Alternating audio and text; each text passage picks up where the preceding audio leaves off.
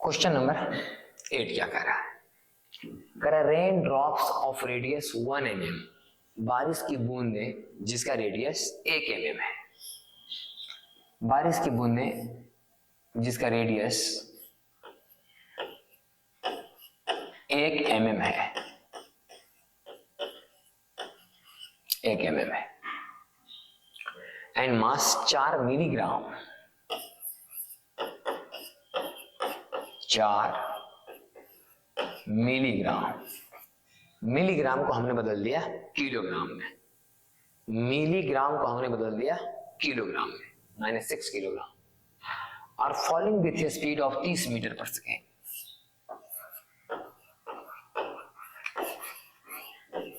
30 metre per second से बारिश का बूंद गिर रहा है, ठीक है। On the head of a bad person, on the head of a bad person, on the head of a bad person.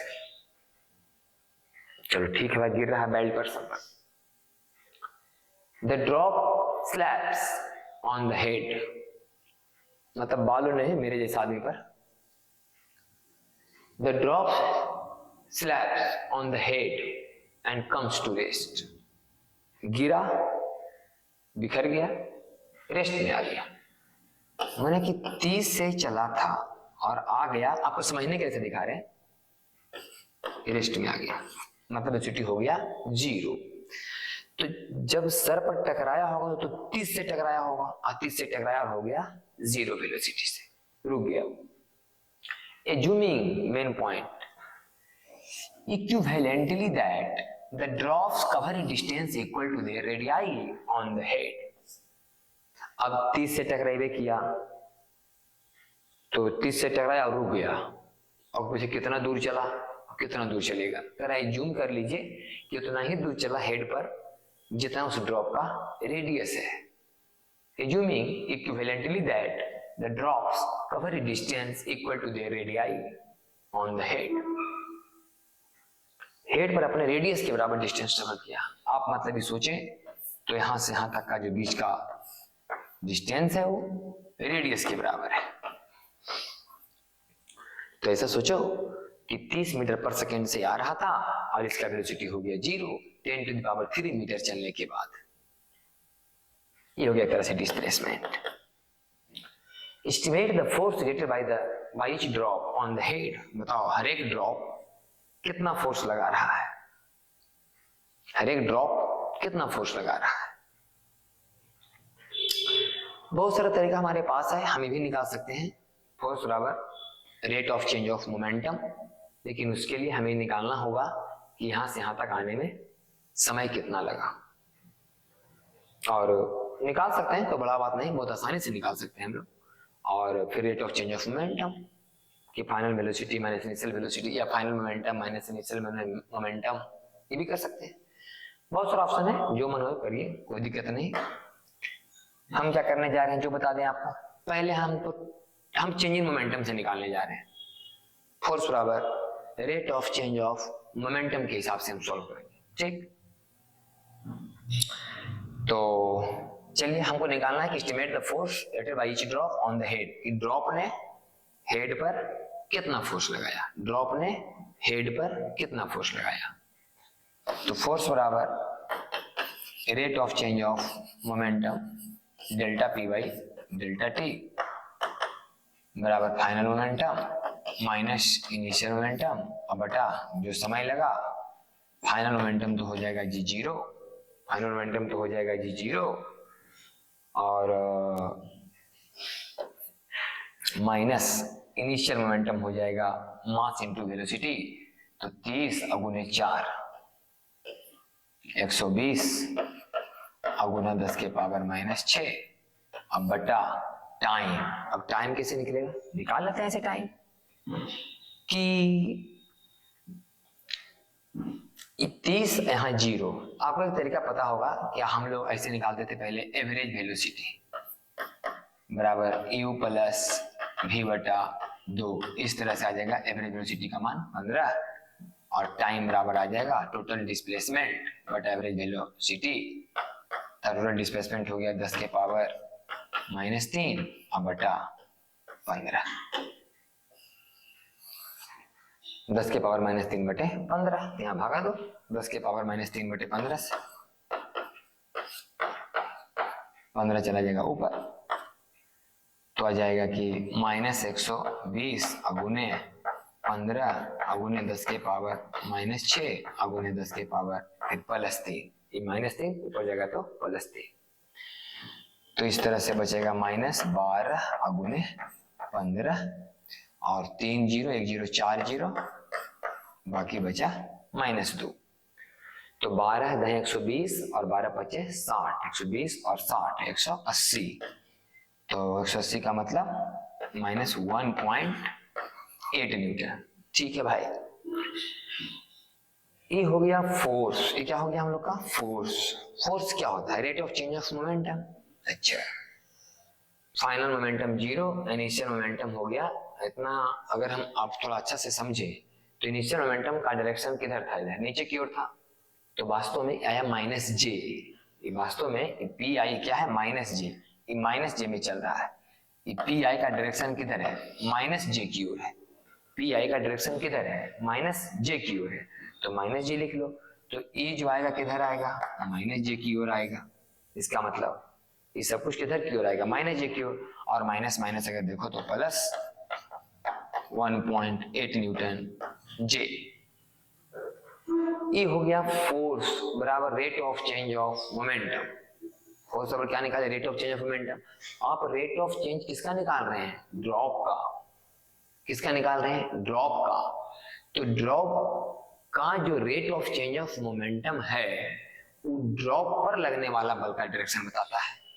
किस पर लगने वाला बल का डायरेक्शन बताता है? ड्रॉप पर। किसी बॉडी का जो rate of change of momentum का डायरेक्शन है या चेंज इन मोमेंटम का जो डायरेक्शन है वो उसी पर लगने वाला फोर्स का डायरेक्शन बताता है। उसी पर लगने वाला फोर्स का डायरेक्शन बताता है। इसका मतलब है कि ये जो बारिश का बूंद है उस पर लगने वाला बल है 1.8 न्यूटन जे कैप, मतलब ऊपर की ओर। इसका मतलब ये जो बेल्ट पर्सन है उसके सर पर लगेगा 1.8 न्यूटन माइनस जे कैप। ये हो गया फोर्स ऑन ड्रॉप। ये जो निकाले आप फोर्स ऑन ड्रॉप, क्योंकि आप ड्रॉप का change in momentum by time कर रहे हैं, तो ड्रॉप पर लगने वाला फोर्स ही बताया गया। और ड्रॉप पर लगने वाला फोर्स जब ये नहीं है, इसका मतलब बेल्ट पर्सन पर, इसका डायरेक्शन खाली अपोजिट कर दो, वो तो इक्वल और अपोजिट ही होंगे, तो 1.8 न्यूटन ही होगा, लेकिन माइनस जे की ओर। और ये स्वाभाविक है कि बूंद गिरेगा सर पर, तो बूंद के द्वारा सर पर तो फोर्स नीचे ही लगेगा, और सर के सरफेस के द्वारा, हेड के सरफेस के द्वारा बूंद पर ऊपर लगेगा। तो बूंद पर लगने वाला फोर्स है ऊपर की ओर। इसका मतलब उस पर्सन के सर पर लगा होगा 1.8 न्यूटन माइनस जे कैप की ओर, मतलब नीचे की ओर।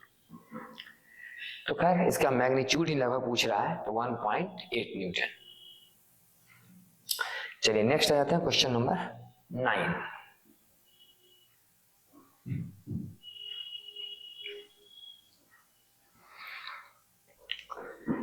क्वेश्चन नंबर 9 क्या कह रहा आपका? करे particle of mass 0.3 kilogram is subjected to a force. एक पार्टिकल है, ठीक, मान लो छोटा सा पार्टिकल है, पार्टिकल समझना है इसको, 0.3 kilogram is subjected to a force F बराबर -kx। F बराबर कितना? -kx। अच्छा देखते हैं, F is equal to -kx। इस पर फोर्स लग रहा है -kx, जहां k बराबर 15, इसका मतलब -15x। What will be it's initial acceleration, पूछा जा रहा है इसका एक्सीलरेशन क्या है। इफ इट इज रिलीज मतलब जीरो वेलोसिटी से release from A point x बराबर 20 centimetre. If it is release from A point x बराबर 20 सेंटीमीटर, x बराबर 20 सेंटीमीटर, x बराबर 20 सेंटीमीटर रखिए, सेंटीमीटर बदल लीजिए मीटर में, तो 20/100, तो 20 25 100 और 5 दिया 15 -3 न्यूटन। इसका मतलब से फोर्स कितना आ रहा है? -3 न्यूटन, -3 न्यूटन। तो सवाल है कि 0.3 ग्राम के ब्लॉक पर जो फोर्स लग रहा है बराबर -kx विथ k बराबर 15 न्यूटन पर मीटर, के का मान हमें रख दिया। What will be it's initial acceleration, इसका इनिशियल एक्सीलरेशन क्या है? इनिशियल एक्सीलरेशन शुरू में, इनिशियल एक्सीलरेशन शुरू में क्या एक्सीलरेशन था? तो शुरू में कितना बल लग रहा था? बोले -3 न्यूटन, क्योंकि लिखा हुआ है ना कि it is release from A point x पर 20 सेंटीमीटर, जिसमें रिलीज किया जाता है उसमें इसका मान 20 सेंटीमीटर था। तो पूछ भी तो रहा है इनिशियल एक्सीलरेशन, शुरू वाला एक्सीलरेशन, तो उसी समय का ना जिसमें इसको रिलीज किया जा रहा था। तो जब इसको रिलीज किया जा रहा था उसमें तो फोर्स का मान -3 है, क्योंकि उसमें तो एक्स का मान 20 है, 20 पर से रिलीज किया गया है, एक्स का मान 20 पर से रिलीज किया गया है। अब 20 पर से रिलीज किया गया तो इसका मान 20 रखे, हमें पता चल गया कि जब रिलीज किया जा रहा था तब फोर्स कितना था? -3 न्यूटन, -3 न्यूटन था इस पर फोर्स। तो इनिशियल एक्सीलरेशन कैसे निकलेगा? बराबर फोर्स बाय मास, तो फोर्स हो गया 3 न्यूटन। अच्छा -3 न्यूटन तो बस डायरेक्शन बताएगा, -3 न्यूटन क्या बताएगा? इसका डायरेक्शन। ऐसे ही थोड़ा सा इसको अगर अच्छा से सोचो तो थ्योरी तो आपका कंप्लीट ही है, आप ऐसे पढ़ कर करते हैं ना कि कोई स्प्रिंग होता है, इसे स्प्रिंग कांस्टेंट के होता है, स्प्रिंग अपने नेचुरल लेंथ में होता है, फिर हम किसी स्प्रिंग को हल्का सा इसको खींच लेते हैं, किसी वस्तु को बांध करके अगर हम इसको खींच लें हल्का सा, यहाँ से कितना x, तो स्प्रिंग इसे अपने तरफ खींचता है kx से, इधर खींच देता है kx से, इधर पल लगता है kx, वही समझो kx से। तो अगर यहां से रिलीज किया जाएगा, 20 खींचा हुआ है, यहां से रिलीज किया जाएगा तो इधर तो स्पीड बढ़ेगा। तो आप इस तरह से मान सकते हैं कि अगर इधर के बारे में बात हो रहा है इसका मतलब एक्सीलरेशन इधर है, तो एक्शन जो भी होगा लेकिन होगा तो फोर्स बाय मास बराबर 10 metre per second square. Force उधर है -3 का मतलब अगर आप समझ रहे हैं कि इधर प्लस इधर माइनस, इसका मतलब इधर एक्सीलरेशन है इसके पास। और आप इधर समझेंगे प्लस इधर माइनस, तो इधर एक्सीलरेशन होगा 10 मीटर पर सेकेंड स्क्वायर का। चलिए तो क्वेश्चन नंबर आपका 9। नेक्स्ट हम आ जाते हैं क्वेश्चन नंबर 10 में। क्वेश्चन नंबर 10 क्या है सब देखिए यहां ध्यान से। Both the spring shown in figure are unstretched. अभी कोई भी स्प्रिंग स्ट्रेच नहीं, खींचा हुआ नहीं, मतलब सब अपने अपने नेचुरल लेंथ पर है। ये सभी स्प्रिंग है अपने अपने नेचुरल लेंथ पर है, कोई खींचा हुआ नहीं है। Unstretched if the block is displaced by A distance x, अगर इस ब्लॉक को, अभी ब्लॉक इस लाइन पर है, सेंटर मान के चल रहे हैं इसका, यहां पर है ब्लॉक, इसे अगर x डिस्प्लेस करा दिया जाए, x डिस्प्लेस कराया जाए, तो सिचुएशन ऐसा हो जाएगा कि अभी ब्लॉक यहां रहेगा और ये स्प्रिंग थोड़ा सा फैल चुका होगा, ये स्प्रिंग थोड़ा सा दब चुका होगा। जब इस ब्लॉक को हल्का सा डिस्प्लेस कराएंगे x, हल्का सा डिस्प्लेस कराएंगे x, तो स्प्रिंग हल्का सा फैलेगा, स्प्रिंग हल्का सा दब जाएगा। अच्छा स्प्रिंग का नेचर क्या है? स्प्रिंग हमेशा अपने नॉर्मल पोजीशन में आना चाहता है, अपने नेचुरल लेंथ को पाना चाहता है, और आप इसको यहां तो दबा दिए हैं। कितना दबाएं? बोले x फैला हुआ है, ये भी x गया होगा स्प्रिंग, ये भी स्प्रिंग x इधर गया होगा, तो ये x कंप्रेस हुआ है और ये x स्ट्रेच हुआ है, ये x फैला है और वो x दबा है, और स्प्रिंग क्या चाहता है? अपने नेचुरल लेंथ में आने के लिए। तो इस समय स्प्रिंग क्या कर रहा होगा? बोले स्प्रिंग इधर पुश कर रहा होगा, कितना बल से? बोले K2x। और ये क्या कर रहा होगा? बोले खींच रहा होगा, ये अपने नेचुरल लेंथ में आना चाह रहा है, वो भी अपने नेचुरल लेंथ में आना चाह रहा है, ठीक फोर्स लगाता होगा इधर K1x। तो कह रहा है कि the block is displaced by distance x, x तो डिस्प्लेस कर दिए, एंड रिलीज्ड, और वहीं से छोड़ दिया गया, x खींचा गया, x खींचा गया और वहीं से छोड़ दिया गया। जैसे ही इसको छोड़ेंगे e और ये दोनों मिलकर धक्का देगा उधर, कितना धक्का देगा? K1x plus K2x, K1x plus K2x, और इसमें मास से भागा देंगे तो आ जाएगा ऐसी एक्सेलरेशन बराबर K1 plus K2 into X by M. ये हमारा आंसर है, K1 plus K2 into X by M. क्या है क्वेश्चन नंबर 11? देखिए question number 11, 10 newton A B, 10 newton A B, हाँ ठीक है। करे small block B is placed on another block A of mass 5 kg। Question करा कि एक ब्लॉक ए है जिसका मास 5 kg है एंड लेंथ 20 सेंटीमीटर, और इसकी जो लंबाई है 20 सेंटीमीटर है। Initially the block B is near the right end of the block A. देख ही रहा है, इनिशियली जो ब्लॉक बी है ए के दाईं तरफ है। ए स्मॉल ब्लॉक बी, बी बहुत छोटा ब्लॉक है, बी को बोला जा रहा है स्मॉल ब्लॉक, मतलब एक छोटा ब्लॉक जिसका मास क्वेश्चन में गिवन नहीं है, हम नेग्लिजिबल मास मान के भी बना सकते हैं, और इसका मास दिया गया है कि 5 किलोग्राम का है। Block be in the near right end of the block है। A constant horizontal force of 10 Newton is applied to the block A। देख ही रहा है, ब्लॉक ए पर 10 न्यूटन का फोर्स लगाया गया है। All the surfaces are assumed frictionless। सभी सरफेस फ्रिक्शन लेस हैं। सभी सरफेस क्या है? फ्रिक्शन लेस है। तो find the time lapse before the block B separates from A. कितना समय के बाद बी अलग हो जाएगा इससे। जिसे कि देखिए फ्रिक्शन लेस सरफेस है ना, फ्रिक्शन लेस सरफेस है, समझे यहां। जैसे कि मान लिया ब्लॉक ए है और यहां पर रखा हुआ है ब्लॉक बी,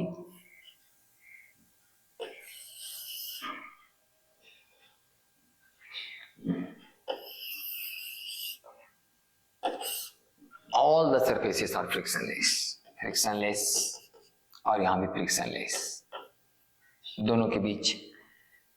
अब यहाँ थोड़ा बहुत भी फ्रिक्शन रहता तब ना भाई कि दोनों की फ्रिक्शन फोर्स काम करता।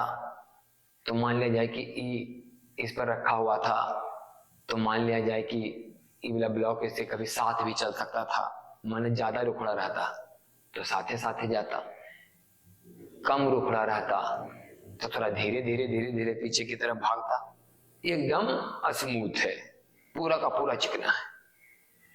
एक तो पहले आप मोटा मोटी बात ये समझ लीजिए कि 10 न्यूटन का जब आप फोर्स लगाए हैं इस 5 किलोग्राम के ब्लॉक पर, तो ये सब बात भूल जाइए कि 10 न्यूटन का फोर्स लगा। सीधा सीधी समझिए आप ऐसे कि एक ब्लॉक है 5 किलोग्राम का जो कि 2 के एक्सीलरेशन से जा रहा है, क्योंकि 10 न्यूटन आप फोर्स लगाएंगे 5 किलोग्राम के बॉडी पर तो कितना एक्सेलरेशन पैदा होगा? इतना ही होगा, 2 metre per second square, 2 metre per second square.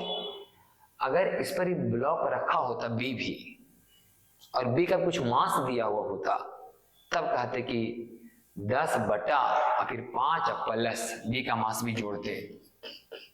लेकिन बी तो एक बहुत छोटा स्मॉल ब्लॉक है, लिखा हुआ है स्मॉल ब्लॉक बी। तो मान लो कि बी का मास एकदम नेग्लिजिबल है, तो 5 किलोग्राम के बॉडी पर आपने 10 न्यूटन फोर्स लगाया सीधा, तो 2 का एक्सेलरेशन है, मतलब 2 के एक्सेलरेशन से जाते हुए ब्लॉक पर एक स्मॉल ब्लॉक भी रखा हुआ है। अब आपका इच्छा कि आप इस सवाल को कहां से सॉल्व करना चाहते हैं। तो हम लोग ये बताते थे कि जब किसी एक्सीलरेटिंग फ्रेम में, जैसे कि 1 किलोग्राम का ब्लॉक क्या है, एक्सीलरेशन में है और उस पर ना रखा हुआ है बी, उस पर रखा हुआ है बी, तो अगर आप इस पर बैठ के भी अगर आप सॉल्व करें, इस पर बैठ के भी सॉल्व करें कोई दिक्कत नहीं, या बाहर से भी आप सॉल्व कर सकते हैं, कोई दिक्कत नहीं। तो अगर आप बाहर से सॉल्व करेंगे तो आप पाएंगे कि बी, आपको ऐसा सोचना होगा कि बी बस रखा हुआ है, बी और ए के बीच में कोई फोर्स नहीं लग रहा है। अगर जो फोर्स लग भी रहा है तो फिर से लग रहा है नॉर्मल फोर्स, कि इस पर एक नॉर्मल लगता होगा और इस पर एक अपना mg लगता होगा, लेकिन मास के बारे में तो कोई जिक्र है ही नहीं। तो ये अपना उसको नॉर्मल देता होगा, या अपना इसको नॉर्मल देता होगा। अगर मास का रहता जिक्र तो कुछ mg दिखाते नहीं, लेकिन कुछ अगर मास होगा भी तो चलो ठीक है कि mg काम करता होगा, लेकिन इधर वाले फोर्स से हमको क्या लेना देना है, हमको तो इधर सोल्यूशन करना है। तो बस ये समझो कि अगर हम बाहर से देख रहे हैं तो आपको ऐसा लग रहा है कि बी वहीं का वहीं है, ए नीचे से एकदम चला गया, बी वहीं का वहीं है, ए क्या है कि नीचे से चला गया, ऐसे बी लेक वहीं का वहीं है, क्योंकि यहां पर कोई रगड़ तो खा नहीं रहा है, तो आपको लगा कि बी वहीं का वहीं है, यानी जैसे ए सरक गया, कितना तुरंत से, 2 से, तो ये बी समझो कि बी वहीं है, ए यहां से इसी से जाके चला गया, तो ये बी कब ए पर से गिर जाएगा, जब ए का ई वाला किनारा बी को क्रॉस कर जाएगा, जब ए का ई वाला किनारा बी को क्रॉस कर जाएगा। ऐसा समझ लो थोड़ा देर के लिए कि बी को कोई ऐसे पकड़े हुए है, यानी जैसे ए पास कर रहा है, तो ई जो है जब पास कर रहा है तो 20 सेंटीमीटर, चूंकि इसकी लंबाई है 20 सेंटीमीटर मतलब 0.2 मीटर, तो आप बताइए कि 0.2 मीटर पार करने में कितना समय लगेगा। फाइंड द टाइम लैप्स, तो टाइम तो बताना है, तो जितना देरी में ए क्रॉस कर जाएगा उतना देरी में फिर भी गिर जाएगा, तो इसका मतलब है कि 0.2 मीटर दूरी तय करने में कितना समय लगेगा हमको ये निकालना है। तो 0.2 बराबर ut plus half AT square, इसका मतलब t स्क्वायर बराबर 0.2, t स्क्वायर बराबर 0.2, तो t बराबर 0.2 का रूट ओवर, तो t बराबर आ जाएगा 0.2 का रूट ओवर, तो 45 गुने 45 कितना हो जाता है 2025, 0.45 के आसपास, क्योंकि अगर हम 45 गुने 45 करते हैं ना तो आता है 2025, और अगर 0.45 गुना करेंगे तो 4 अंक के बाद आसान पड़ जाएगा, तो आ जाएगा 0.2025, तो लगभग 0.20 तो है ही, तो 0.45 से थोड़ा बहुत ही कम आएगा, तो इतना समय के बाद b क्या हो जाएगा, अलग हो जाएगा। तो खैर आंसर तो जो है 0.45 सेकेंड, लेकिन इस चीज को थोड़ा और समझते हैं जरा अच्छा से, क्या समझ रहे हैं।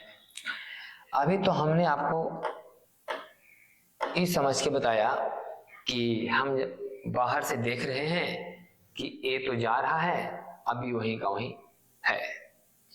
अगर कोई आदमी, ये तो क्वेश्चन हो गया खत्म, जो भी आंसर आ गया एक्स्ट्रा को देखिए, तो मान लीजिए कि हम यहां पर से देखते, हम भी बैठ रहते इसी पर, हम ही जाकर के ए पर बैठ गए, अभी मत समझना है कि ए पर हम बैठ गए तो ऑटो वजन बढ़ गया, अभी 10 न्यूटन के बल लगाएंगे तो 5 किलोग्राम के बॉडी पर 2 का तुरंत तो मिलेगा नहीं और कम चलेगा, ये सब नहीं सोचना है। इमेजिन कीजिए कि आप यहाँ से चीजों को बैठकर एनालाइज कर रहे हैं, देख रहे हैं, तो आप यहाँ बैठ के देख रहे हैं और धीरे धीरे आगे बढ़ जा रहा है, तो आपको लगी तो धीरे धीरे करीब आ रहा है अभी।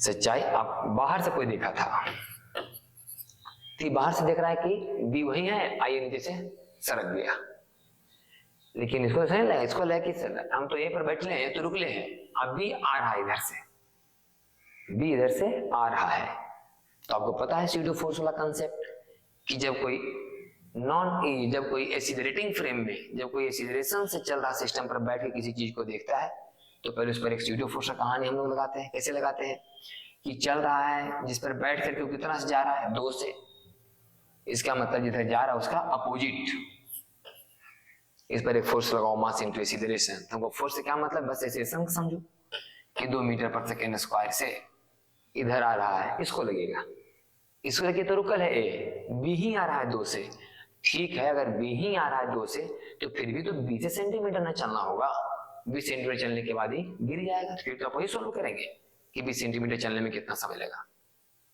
इस तरह से आंसर आएगा आपका 0.45।